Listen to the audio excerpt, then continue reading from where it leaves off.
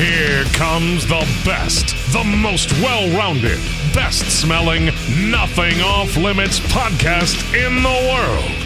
Welcome to Quadcast with Kortney Olson, the woman with the world's deadliest thighs. Let's get ready to mumble!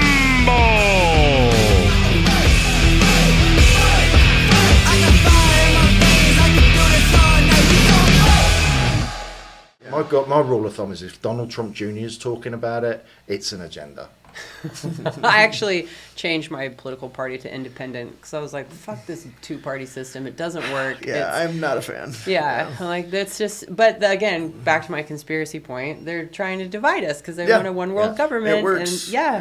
And It's just, it's, the thing is unfortunately, I think most people feel this way. We haven't had a candidate we could actually be excited about in a really long time. Yeah. And most people aren't happy. It's become, a position of choosing the lesser of two evils. Now, granted, there are some people that are big fans on one side or the other, but I would wager to say that's the minority. And most people like me are just frustrated. Like, what do we do? It's like, I love bad Tulsi. and worse. I love Tulsi Gabbard. She's a friend of mine. And when she started out with, her position on the sports and stuff, because that's like really a big topic we want to talk about, and given your experience, and I know we went that route and we were going that route, but like I said, I know there's Get so off on much. those tangents. There's so much for us to cover, which is amazing because I don't see a lot of people with opposing views that are friends having a conversation and like with the aim to make progress and help educate each other. And what's missing is compassion and understanding, because everybody's just fucking shouting at each other. Right. And like us going to jiu-jitsu, right, when we walked in, and I was like, because when you came out yesterday before we went to the movies, I was like, presenting, do you know what I mean? More I was like, masculine, more masculine. And because it's so fucking foreign to me, I bought Clementine Ford's last book called Boys Will Be Boys, which is all about gender. And essentially talking about I only got through chapter 1. I'm that person. I like to collect books.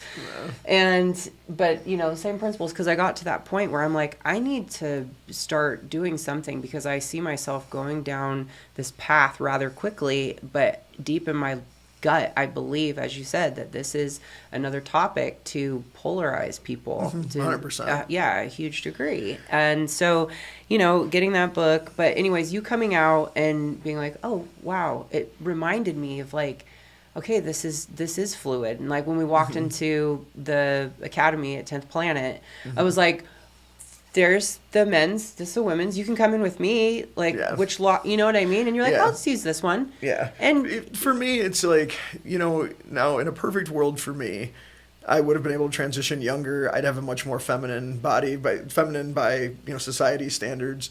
And I wish those things were true. Like, I wish I was able to transition younger. I wish I appeared, more stereotypically feminine. I would grow my hair out long if I could. I would feel more comfortable with that body. But the reality is, even after all the things I've done, I've had 2 facial surgeries. I've been on hormones for a long period of time. I've had orchiectomy. I've done a lot of things to feminize my body as much as possible. Is that something with the ear? The orchiectomy? Yeah. No, that's removal of the testicles. Oh! I'd like to say you were close, but no. Not even. Not even. Yeah. I come from the school of hard knocks. It's a good thing you mentioned that, because people outside the community be like, what the heck's an orchiectomy? And, believe it or not, I paid I lost one to cancer, and then the other one I paid someone to remove. Not someone, a doctor. Hey, buddy, you got a spare minute? And a pair of scissors. And, I got $15,000. But all those things have helped make me more comfortable with my skin. The other thing that complicates things for me a lot, and this is what a lot of people don't understand because they associate muscle with masculinity, is I'm also really passionate about strength training and being an athlete. That's a huge part of my identity. And the problems I've had when I've been on exclusively for estrogen for long periods of time is that it decreases my athletic performance to such a degree that I really struggle with it. And so it's been, it's really hard for me to balance all these things. And so it's kind of, you make compromises. Do I wish I, was sitting here looking very feminine and beautiful? Absolutely. But it's just not that easy for me. And I'm kind of, at this point in my life, it's not that I'm beyond it, but like, it's just, hey, this is fine. Like, I like being muscular. And sometimes it's just, like I said, like doing all the things I'm in, jujitsu and lifting, mountain biking, they don't blend real well with being dialed up 24/7. And without me, I mean, you've seen me dialed up plenty of times, but when I present more feminine and I have long hair on and I do my makeup and things, I'm typically read as a female, and which feels really, really good to me, and it's how I prefer to be seen. But it's a lot of work, and it's not just always practical with the other things I enjoy. So it's like, excuse me, for me, is it worth giving up all these things that I really enjoy so that I can be perceived as my, I guess you could, true self or whatever, 24/7, 365? And in my case, no, it's not. I love all these things, and I don't want to stop doing them. And if people read me another way, I understand why they do. I understand what they've been conditioned to believe, and like I understand where they're coming from, so I don't get offended by it. That's what I think such an important point. And because again, when we were in class, I was like, I made a point to be like, this is my friend Janae, to everyone's name that I could remember first and foremost, because it put me instantly in your shoes where I'm like, holy shit. This is something you have to fucking navigate on a daily basis. All the this time. Is so complicated. Yeah. Or Kevin, the guy, the home, he said he has an apartment now. Yeah. But the gentleman that approached us in the parking lot, gave him some money, washed my windows, what's up, homie? He said, he's like, oh, is this your husband?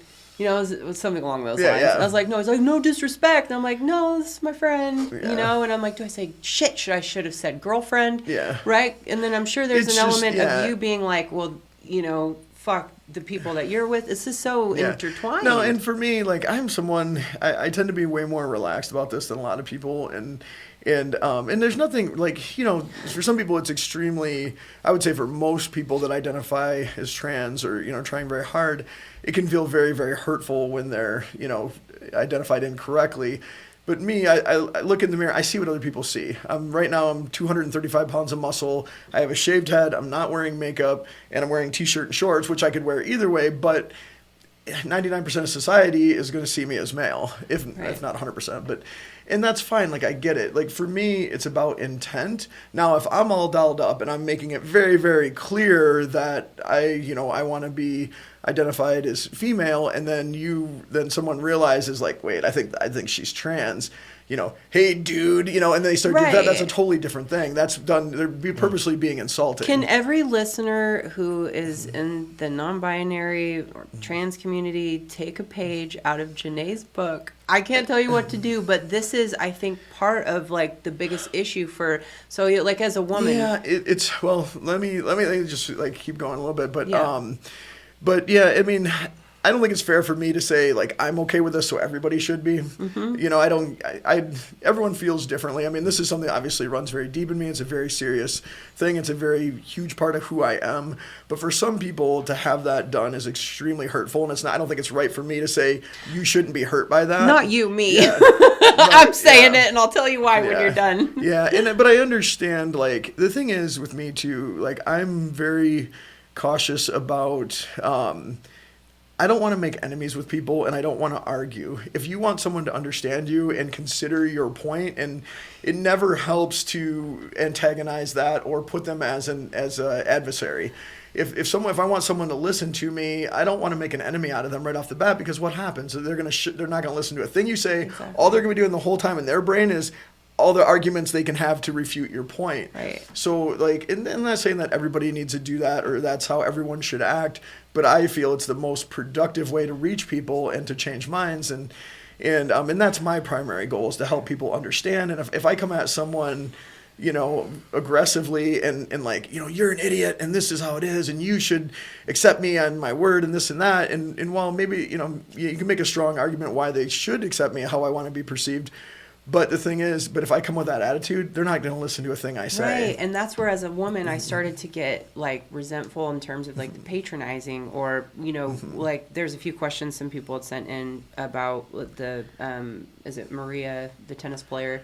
Oh, naturally. Yeah, she had made a post about, there's a Dylan Mulvaney I think it's the She's look-alike. very much against trans athletes. Yeah, it was them or You think about Martina Navratilova? Yeah, well, someone was a trans woman was quote unquote educating her on feminism. She's like, you don't need to educate me on feminism, blah blah blah. And so, you know, my site starts going that direction. And the thing I would compare it to, though, I always come back to this, right? So as an alcoholic and an addict, the first few years were incredibly difficult. I'd go into Chevy's and sit and have a meal, and there's the bar just glistening and shining in the background, and I would just sit there and clench my fists and be so pissed off. It's not fair. This is bullshit, you know. And literally I did that for years, and then of course I relapsed on pills, and then finally got into 12-step recovery and embraced it, and then realized, like, oh, alcoholism, ISM, inside me. This is a me problem. I don't go out to Chevy's and say, you know, to every restaurant and cafe and be like, you need to remove this bar. I've got a mental illness. It is deadly. I will die. It's triggering. It's affecting my mental health. It's not fair. Get it the fuck out of here. And kick up dust and, right? So you and I don't know if it's an age thing, or are you looking at, like, because I see a lot of younger people who are... I mean, I think there is a change in culture, but the thing is, too, like, and I'll say, like, you know, this is my way. This is how I feel. It works best for me when I'm talking to people. And I think a lot of people, you know, might agree. But then there are times for more radical stuff, too. I mean, like the Stonewall riots, if that hadn't happened, that made a huge leap forward in gay rights and LGBT community in general. And sometimes things like that have to happen. So it's not... being nice and being polite isn't always the only way or the best way. Right. But I think currently the problem is everybody's shouting at each other and nobody's listening. And until you can get somebody to listen, change can't be made. And the other, like we touched on already a little bit, is that this has become a political argument. And as soon as you know, in the U.S., a two-party system, you split people down the middle, get them arguing, and nothing's going on, and all each side's worried about is rallying their voter base, and they don't care how much they lie. I think as American people, most people understand that, politics is full of lies and manipulation, and it's a question. The only question is who's, you know, what are the actual lies and who's lying the most, and who do you believe? And Jesus, that's a super tough question. Like, can we believe anybody anymore? And everybody. I'm old enough to remember. You know, you were talking before about the group. Did you use the word grooming? Like, that's one of the buzzwords right now. Because I look at all of the posts sometimes that you show me of, like, you know, kind of this book in school or the drag artist in school. And when I was a kid, it was the exact same thing with gay books. And it's kind of like, it's just if we go back further, it's, you know, so like a lot of the same arguments that are being made with trans athletes were also arguments that were used when they were desegregating sports. The whole argument, one of the things you'll first hear brought up about trans women is, greater bone density. When have you turned on ESPN and heard somebody say, oh man, have you ever seen Michael Jordan's bone density, you know, or whatever? It's a nonsense argument. And you know, there's truth in the fact that males on average have greater bone density than females, but this also varies a ton by race. And as it happens, people of African descent have much higher bone densities than people of Caucasian or Asian descent. The average African American woman has similar bone density to a Caucasian or Asian male. And so, like, if we were going to use, but that was one of the things when they were talking about desegregating sports. Oh, you can't. It's not fair.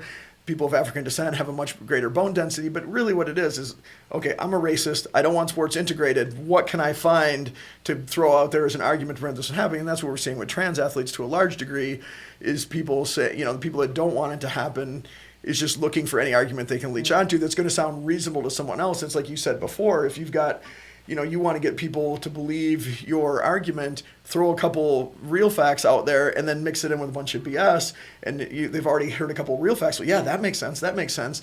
And if you notice, the argument around trans women not competing is always men against women, men against women. I could bring a whole bunch of trans women in here that nobody knows is trans and have the most feminine bodies you've ever seen, aren't strong, aren't fast, aren't any of these things, and then trying to say that this is the same body as, you know, a typical male of the same age and other demographics. It's nonsense. No one denies that. Like, if we start talking about steroid use, no one's going to deny that giving anabolic steroids, which are testosterone or other versions of testosterone, been modified, vastly increased performance. And no one's going to say that a guy pre-steroids and post-steroids is the same athlete and play on a level playing field. But when it comes to trans women, you're saying that doing the opposite, taking away all the testosterone and replacing that with estrogen, people are in total denial about the impact that has on their athletic performance. It has a significant impact, and there's no way around that. Now, the question is that impact enough to make it fair for trans women after a year of having all this stuff done? Or the rule has changed at times. It was 2 years for a while. But is that enough where it does balance everything out? And I think the reality is, number one, we need more studies. But the thing is, like I said, everything's been so twisted and so biased that if any trans girl has a little bit of success, it's greatly exaggerated. If you ask most people on the street, if you walked up to them and said, hey, if any of the, you've heard about trans athletes, right? And most of them are going to say, oh yeah, it's all over the news, whatever. And they're like, well, how many trans girls do you think have broke world records? And they're, they might throw any kind of number at you. Oh, I don't know, it's been tons, hundreds, dozens, whatever, or at least a handful. The reality is none, zero. There are no Olympic medals. There are no world record, and here's the other thing. Here's another tricky way to that people twist things to make it sound a lot, more like there's more success happening than there really is. There's a powerlifter, Mary Gregory. So she competed in this quote unquote world championships. It was a small organization. It was in a federation. It's called 100% Raw.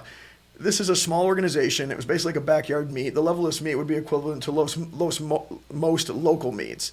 So it was just a handful of people. Well, because it's a small federation, their quote-unquote world records are basically non-existent. So anybody who showed up, lifted, and put up halfway decent numbers was going to have a world record. Now, is this anywhere close to the actual world record? No, nowhere even near, not within hundreds of pounds. But media jumped all over it. Mary Gregory, trans woman, breaks women's world records. If you look at her numbers, they're hundreds of pounds behind what women in that same weight class have done. But yet it gets plastered all over the internet. So now people think, oh, this trans woman's smashing all these girls' records. No, not even close. And the same thing, we've had a couple women, like Laurel Hubbard won the Masters Women's World Championship. Well, that was, World Championship is all you hear. And then she won like the Pacific Games and I think it was the Australian Games. Is this golf? Weightlifting, no, Olympic weighting. Yeah, she was at the Olympics. Yeah, she was the Olympic weightlifter from New Zealand. Oh, and, I was about to ask you about that. Yeah, so she, so the thing is that, so she had some success, absolutely, but the Australian Championships and the Pacific Games, those are not like the best lifters in the world are not at those competitions.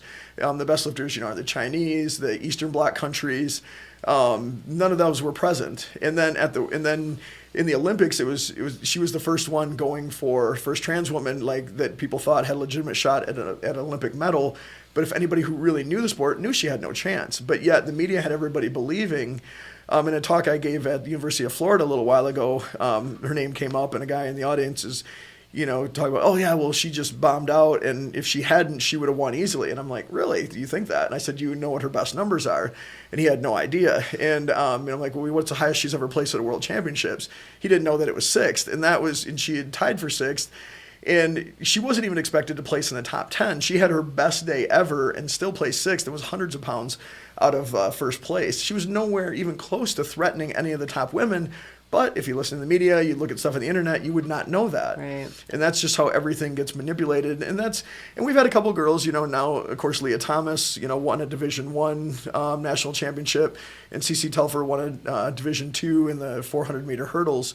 But if you look at these girls, they still, no one talks about the fact that so she won the 500-meter freestyle. That's what she won the national championship in. She also competed in the 100-meter freestyle. You know what she placed there? She took dead last in the finals. Nobody talked about, well, she won one event, which is, and there's a valid argument to be made, well, she was a pretty good swimmer as a male beforehand. But, people will show her ranking as a male or ranking as female. There's some other things taken into account, too. 495th or something?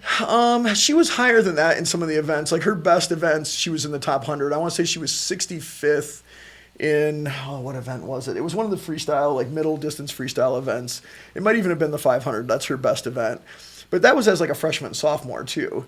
And then, but yeah, people will always quote, it's like when anybody's trying to manipulate data, right? Yeah. Okay, what was she worst at as a male? Let's pick what she's best at as a female and make it sound like we're comparing apples to apples when really there's a little bit of funny business going on. No, I'm not going to deny that she's a good athlete and has done much better as a female than she did as a male. but it has been presented in a way that exaggerates her success and makes her sound like she was going to go in and just win Olympic gold across the board and destroy everybody's records. When the funny thing is, at the same national championships, Katie Douglas, maybe double check me on that, I'm pretty sure that's who it was, but broke like 18 national records in the same meet. Leah Thomas broke 0, but imagine if that girl had been trans, oh boy, the trans athletes are done, and so it's really, like I said, I'm not going to say that we have concrete evidence that it's 100% across the board in all sports. I especially think that we need more research in the sports that rely on strength and speed, where males enjoy a greater advantage over females. That's what I was going to ask you about the physicality. Like, what do you say in terms of, because for specific sports like swimming, being taller, having longer arms and legs, yes, that's where it gets tricky, that's the Michael Phelps argument, isn't it? Yeah, because there's always somebody with a physical advantage. Like his feet are like, I don't know, I think he's got size 15 feet, and they're more like. He's got an ideal build for a swimmer, and sure part of his success is due to those physical attributes, along with all the hard work and everything else it took. But you can also it becomes very nebulous, right? Because you can make an argument that sports are inherently unfair. The winners always have an advantage. Yeah. You have, the sprinters have more fast twitch muscle fibers. They have different insertions where they're, in the muscles in their legs and things like that. That's what often makes a lot of these people, just like with bodybuilders, some people have a propensity for just gaining muscle like crazy. Hi. And and so and so that's part of sports too. There's a reason why the average, what the average wingspan and height is in the NBA. Right. It's you don't have a whole lot of Muggsy Bogues. And, you look at the guys and the women that win the high jump. They're all like 6'7". Well, that was. But I wanted to ask a question about is it Lauren or Laurel? Laurel Hubbard, the weightlifter. Yeah. Because as a dude, I've got some ability to be neutral, I think. But a lot of people had sympathy in the New Zealand qualifiers, which, as you say, I don't mind offending the Kiwis. So it's not the highest standard in the world. But a lot of people had sympathy for the biological woman who missed the trip to the Olympics. Because Olympics is Laurel. Yeah, so I don't know how you feel about that. Like I said, it's a touchy thing, right? Like, I can see both sides of it. I understand, like, I would, if I was that girl who missed out on an Olympic qualifying shot because of Laurel, I'm sure I would feel robbed. But at the same time, then like I said, it's something we need more studies in greater numbers, which we're going to get. Well, we were going to get, but now they're banning a lot of trans athletes, so maybe we're never going to get those numbers. But I think it's a question that still hasn't been 100% answered. But I do think the evidence we have so far. So here's the thing. So if this was just okay, so if we look at, there are high school boys in a lot of events that exceed the best women's women's That's Olympic exactly records. what I was going to ask you. He said high jump, and I was going to say, what about like the 50 high school students from California that beat the women's best high jump record? And so if we're looking at that, so you have literally high school boys who can break, and not in every sport, but in a lot of sports are better than the best women in the world.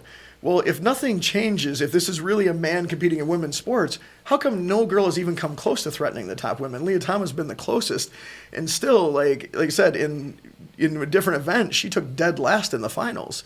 So, and it's just like in CC Telfer, who won a Division II national championship in the 400-meter hurdles, had she been in Division I, she would have placed 7th.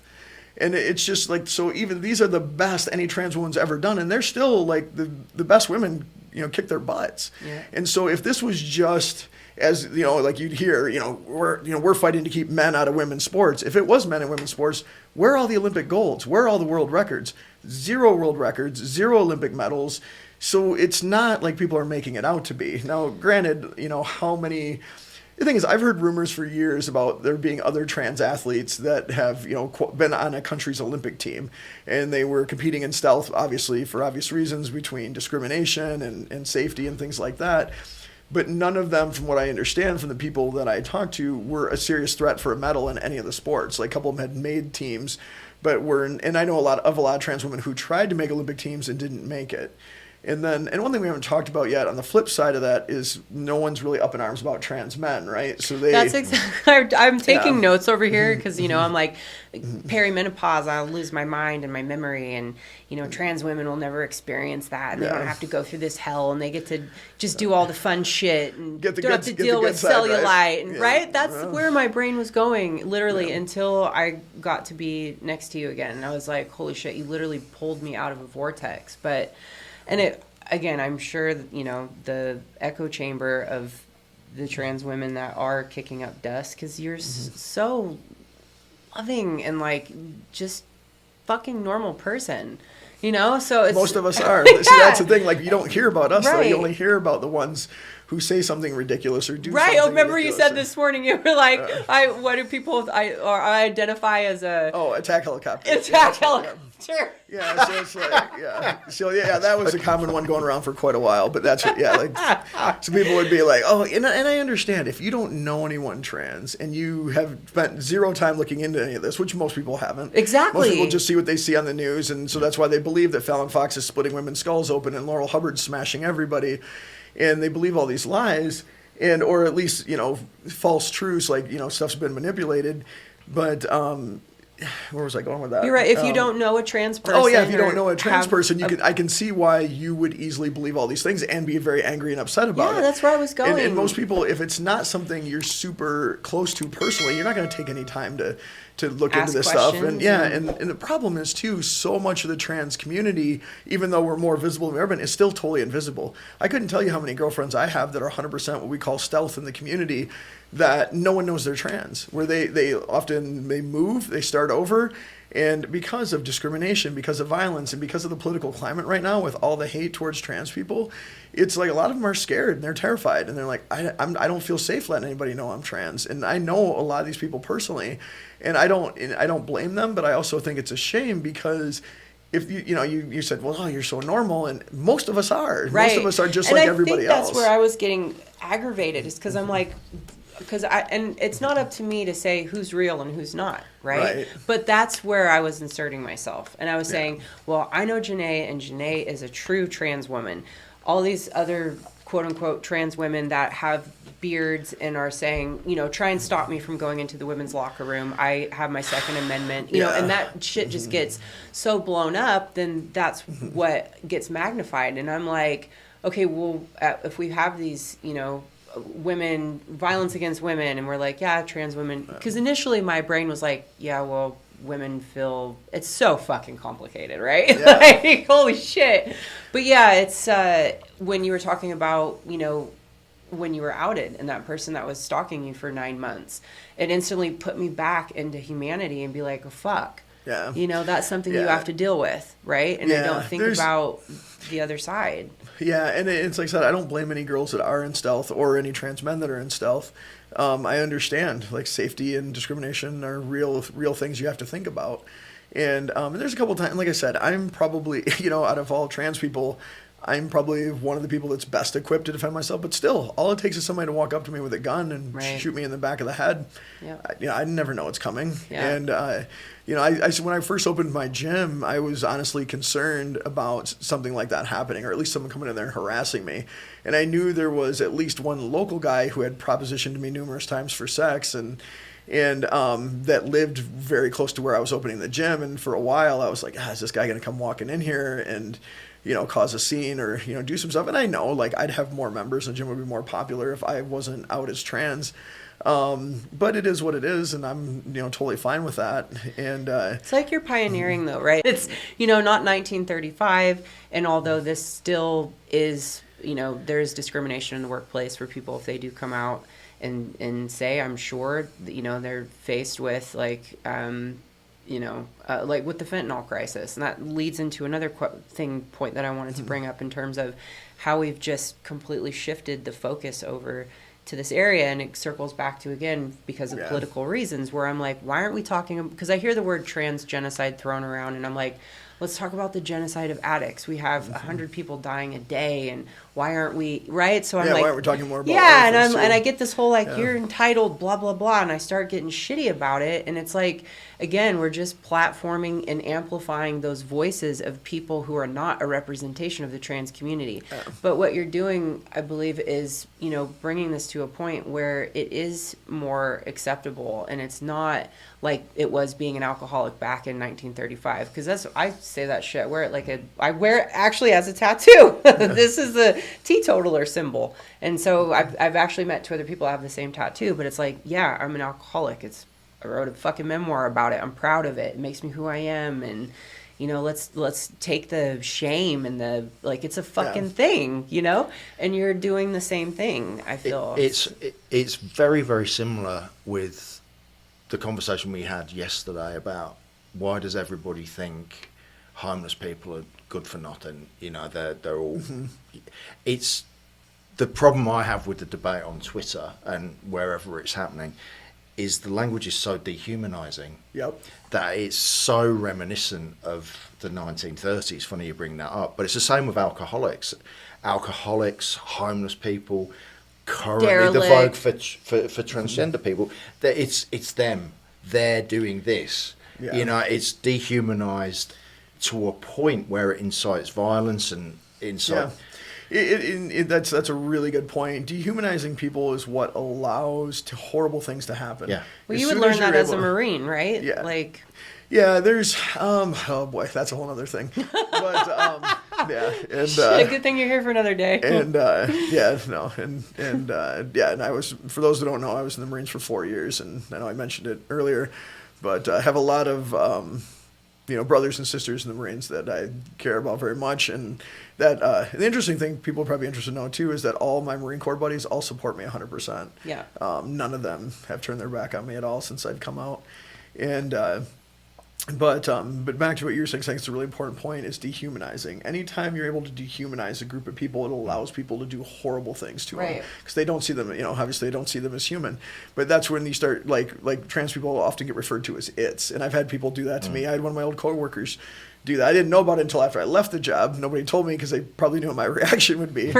But this guy behind my back would refer to me as an it and stuff like that. And then here I'm helping, and I'd helped this guy numerous times with things and but stuff like that. But it allows people, when you see them as an other or less than you, less than human, that's how these horrible tragedies happen. And it's not fair for me to sit, because even the banter is so deep in my mind now from spending so much time taking in this content. I'm like, yeah, that's what's been going on with women forever. Like Jean Kilbourne, she has a documentary called Killing Us Softly, and she started it in I think it was the 80s. She started collecting and clipping out articles in newspapers and magazines in terms of how women are portrayed in advertising. And I watched it, and she talked about just that, how, when women become the rug or their body turns into the beer bottle and you're objectifying and, turning them into an object, it's the first step towards violence against women. And treat them any way you want. That's right, dehumanizing them. But, and so it's funny because, part of me... Grab them by the pussy. Grab them by the pussy. So I am getting this pushback that's coming up in my subconscious, but because of the 12 steps, right? You create this, they call it God consciousness, where you have and just most people in general that have spent any time doing personal development, and like yourself, you have so much self-awareness, and I guess you would have to with everything that you've fucking been through, right? And I should by now, right? Shoulda, don't shit on yourself, is that what they say? But I feel this, I can hear this pushback starting to come up, and I'm like, that shit is so embedded. And it reminds me of when and no, I don't have emphysema for anybody listening. I'm going to say it's the vaccine, but anyways, since we're going to, if we want to cancel me for something, cancel me for that. Remember? That's another thing too. I remember when COVID first started happening, and I said some shit that my cousin had posted about drinking hot tea. Oh, geez. And getting it out of your throat. And you posted something else. I don't know if you commented on my post or you posted something separately and you were like, listen, folks. And I looked at your post and I was like, she's a pharmacist, so I'm going to go ahead and delete my shit. Because, my cousin's a crystal essential yeah, oil. Anyway, so off topic there. Going back to what was the initial thing I was banging on about? Oh gosh. I know, who right? knows? Well, dehumanizing and then Yeah, where do we go on? dehumanizing, Gene Kilborn, pushback, God consciousness, having that self-awareness. So yeah, it's black white privilege. When I said hashtag all lives matter, and this was like 2017, and somebody called me out on it, and I was like, how dare you, right? And then I read the whole analogy of it's like a man going into breast cancer awareness rally and saying prostate cancer matters or whatever, and I was like, we have cancer too. Yeah, I kind of got it, but then it still was like another 6 months or something. We had some things that happened along the way as a brand with some designs, and there was some uproar within our community and in terms of appropriation and women going back and forth. We'll just scroll past it if you don't like it. And a lot of black women were like, I'm out. Yeah. And I considered myself, right, always loving. I would say, I'm not racist. I don't see color. Say all those, I have my best friend's black, say all this stupid shit that you think, and I'm like, fuck, I'm somebody that considers themselves to be somewhat, I won't say enlightened, but, have this God consciousness, spiritual awareness, fuck, whatever you want to call it. And it still took me like 6 months at least to unpack. And when the penny dropped, it was when I thought, okay, because I love cops. I like to get pulled over and chalk my way out of a ticket. It's like a 2-for-1, right? I get to see just people in uniform, period. And then here I was going to say guy, girl, whatever, but it's person, right? Yes. Which again, like you're here. And so it's causing me to think in different terms, which is beautiful. Yeah. Not to interrupt you. No, all good. That reminded me of something good to bring up to you to talk about, but go ahead. Do you want to borrow my phone and make a note? Okay. But yeah, I was, saying, okay, well, when I get pulled over, I said, oh, do you know why I pulled you over? And I'm like, yeah, because I'm packing guns, son. Right? And then I'd flirt and they'd let me off, where I'm like, oh, if I was a woman of color, there's the chance that I could wind up out of the car with my face down in the dirt, like what happened to Sandra Bland. And I didn't have to have the conversation of put your hands at 10 and 2, take the keys out of the fucking ignition and put them on the dashboard.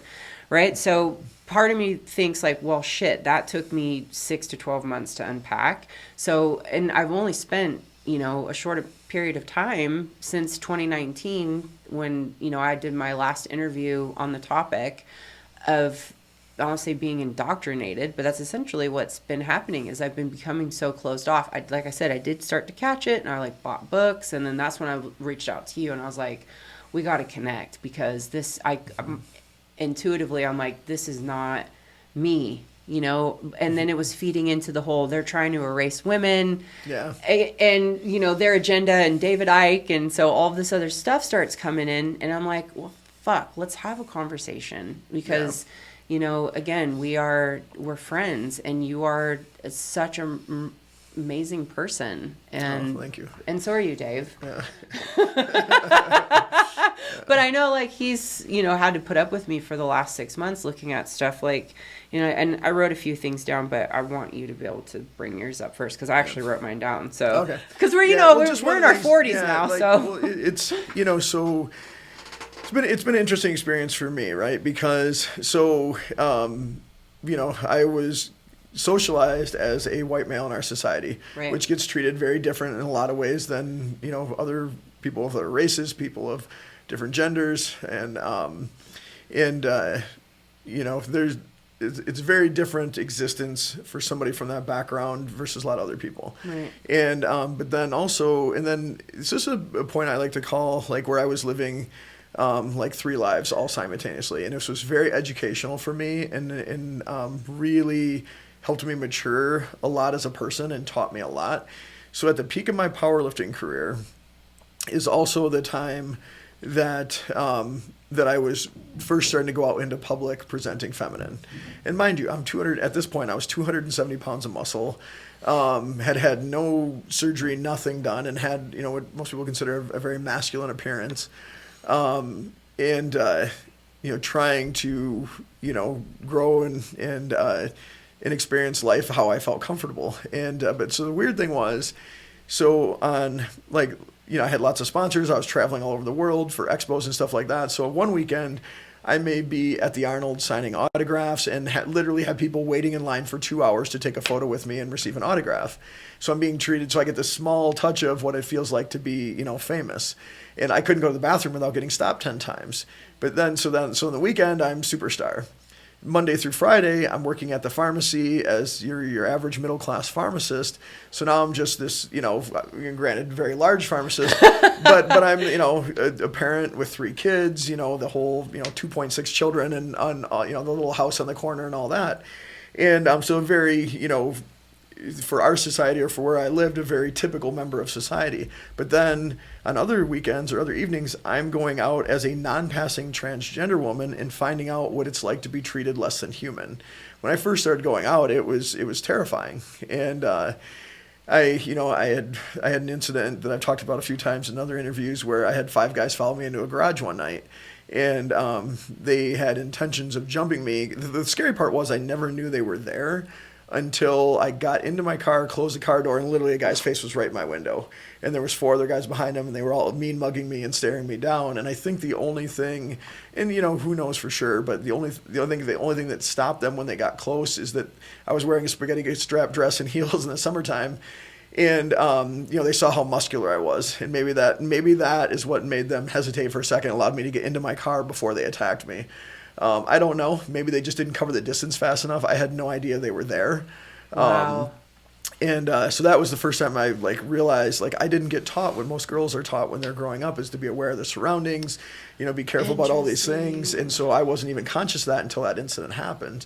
And then, but I was going out into public, and I couldn't walk down the street without people mocking me and yelling stuff at me, and one guy, yelled out one time, "You're the ugliest thing I've ever seen," just as I walked by, and people snickering and giggling, walking and just being, stared at, and it wasn't as worse.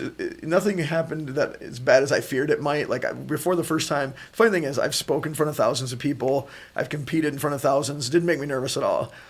The first time that I went into trying to exist in our quote unquote normal world, I decided to go grocery shopping at a Meijer. For people that aren't from the Midwest, Meijer's our one of our common large grocery store chains. So it'd be like Publix in the South, or any of your big grocery store chains. But I decided to go grocery shopping in the middle of the afternoon on a Saturday, which is the busiest time. Why I picked that time, who knows?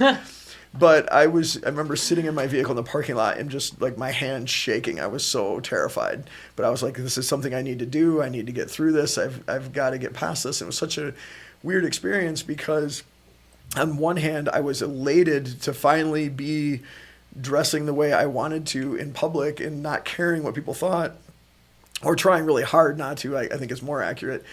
But then also I'm going through the store and I've got people walking really close, snickering, laughing. I would see people point, and so it was this really complicated dynamic of feeling like this complete freak and less than human, but also being elated that I'm finally doing this.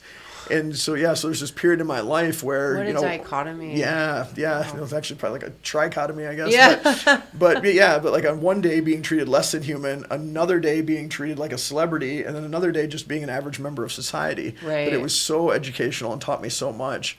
And so it was a good, constant reminder of just, how people experience the world from such different perspectives. Right. That's so powerful.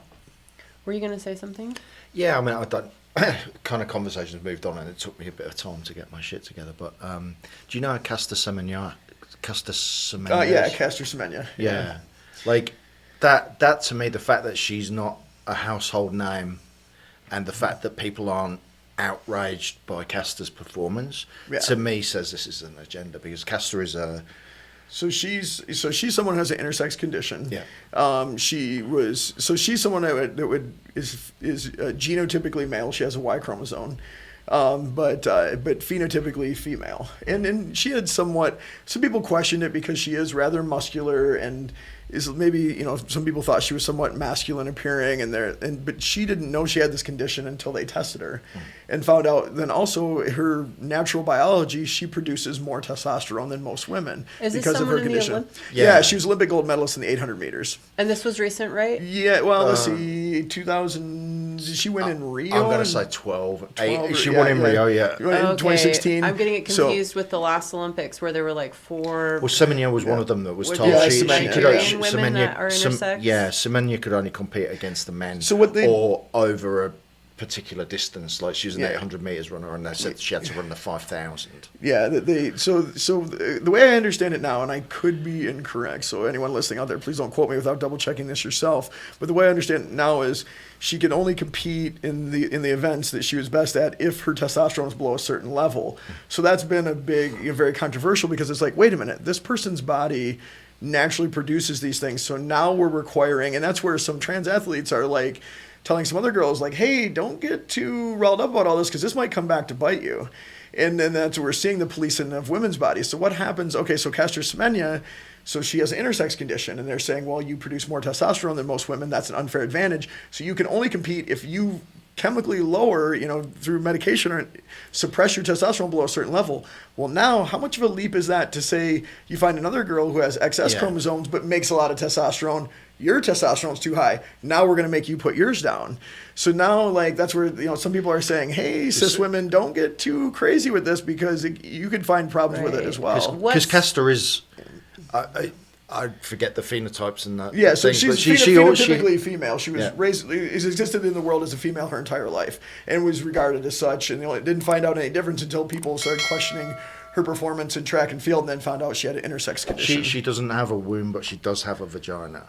Yeah. Oh, fascinating. And she has the XY, but lived a whole life as a woman until somebody questioned her performance. But I think you're exactly right on the what level, naturally occurring level of testosterone is okay. Well, and that's where I can't really argue either, and I'll mention that story in a second. But first, the only thing that stuck in my mind about that conversation was, and again, like, I have no number, or I just remember hearing that women, biological women, potentially this person that you're speaking of, and there was like 2 or 3 of them, I think. Yeah, there were 4 or 5 but others something from about all from African nations. Yeah, all their levels of testosterone had to be lower than that of trans athletes. Was that correct? That's correct. That was correct in the 2016 Olympics. Okay, so the ruling had gone back and forth a couple times. They initially ruled something, and they changed it, and they've gone back to it. And I believe, like I said, double check me on this, anybody who's listening, but I believe the current ruling is that she still has to maintain her testosterone below a certain level in order to compete. Yeah, Caster can't. But imagine living your whole life as a woman. You have a vagina, you're born as a woman, lived your whole life. Raised as a woman, deal with all the things women deal with in society, and now you're told, oh, you're not one of us anymore. Yeah, being told you're a man, you have to race the men. And I think that's kind of indicative of our society too, is that it's interesting that it doesn't matter what else you have going on, what you look like, how you present, you can have big breasts, vagina, and everything else, but if you have a Y chromosome, you're a guy, you're a male. That's how the community, that's how they look at it. Doctors, oh, you got a Y chromosome, you're a male. That's like the overriding, factor. And regardless of what you look like as a person or how your body operates, it's that the idea that Y's in there, you're male. But it's also, for me, like, the poll, if we went out on the street and polled how many people had heard of Caster, nobody would know. Nobody would know the story. Very few people, and nobody's upset about it. Yeah, and yet now it suits some people to bring an agenda. Well, then now it's an issue. You think politically, that was something else I wrote down, was the question they're asking on a global scale. Like, I think it was the new Prime Minister of New Zealand, was asked by a journalist, what's the definition of a woman? And that keeps getting brought up. And I'm like, why the fuck isn't anybody asking what's the definition of a man? Yeah. Or, those types of things. And it's like, or we don't have the issue of women going into men's locker rooms, or Well, and this is another perfect example of drumming up a false threat when they're real threats that no one cares about. So here's the thing, what's one of the common ways that people politically stir everything up?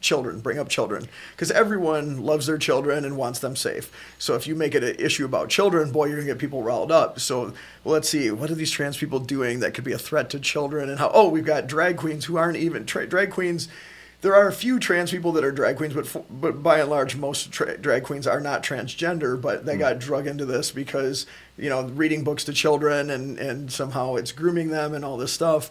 And then, but then the whole bathroom issue, you know, you're worried about men being in the women's locker room and assaulting our babies and assaulting our little girls. First of all, that's literally not a thing. No trans woman has assaulted a young child in a women's restroom ever, to my knowledge. And it's just, this is a thing that hasn't happened, isn't a threat. The thing is, but are there real child predators out there? Absolutely. But what do we have? We have well-documented Catholic priests have molested thousands of little boys. I mean, there's just thousands and thousands of documented cases. Youth pastors, it's really common. It's like, it's areas, child predators are in areas where they have alone time with young children in places that make them very vulnerable. Those are the people you need to be watching. But yet, even foster care. Foster care is notorious for CPS. that, and it's just. But we have areas where we know this is going on. This happens all the time, and the Catholic Church is the best example. Nothing's happening. What happens to these priests, the majority of the time, they just get shuffled to a different church to molest different children. Right. And no one cares. Imagine if this was trans people and there is even a dozen cases of it actually happening. We'd be getting burned alive in the streets. Like, it's just, right. But yeah, this is because it's the church. You can't win a vote in America by attacking the church. You can't win a single vote. To me, it's just that it's an easy target to get people riled up and say,